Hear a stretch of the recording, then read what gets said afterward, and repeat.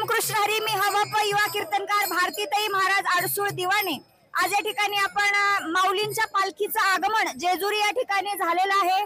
त्याच्या निमित्ताने आज आपल्याला भेटलेल्या किशोरीताई एक व्लॉगर आहेत आणि महाराष्ट्राच्या कानाकोपऱ्यामध्ये घराघरामध्ये माऊलींची वारी पोहोचवण्याचं काम त्या करत आहेत. महाराष्ट्राच्या कानाकोपऱ्यामध्ये ही वारी पोहोचवत आहात. काय तुमचा अनुभव आहे तो मला सांगाल? मी वारी असेल आणि माझ्यासोबत माझे वारीचे मंडळी आहेत दिंडीतले, ते संपूर्ण वेळ माझ्यासोबत असतात. मला त्यामुळे त्यांच्यामुळे कव्हर करायला खूप इझी जातं. आणि ते नसले तरी मला आवड आहे म्हणून मी करते. मला असं वाटतं ही आपली जी परंपरा आहे ती जास्तीत जास्त लोकांना समजावी. न्यू जनरेशन जे येतात त्यांना वारीचं महत्त्व कळावं आणि थोडी का होईना आवड निर्माण करून त्यांनी यावं. बरेच लोक भेटतात की बोलतात तुमच्यामुळे आम्ही वारी स्टार्ट केली.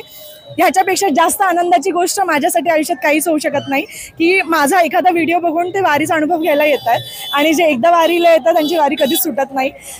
तर आपले नवीन वारकरी तयार होतात, नवीन पिढीतले वारकरी तयार होतात. तर ह्यामुळे मी खूप आनंदी आहे की मी हे करू शकते, माझं भाग्य आहे. एक लक्षात घ्या, याच्यावरून आपल्याला एक लक्षात येतं की शेवटच्या श्वासापर्यंत माऊलींची वारी चुकायची नाही. रामकृष्ण हरी.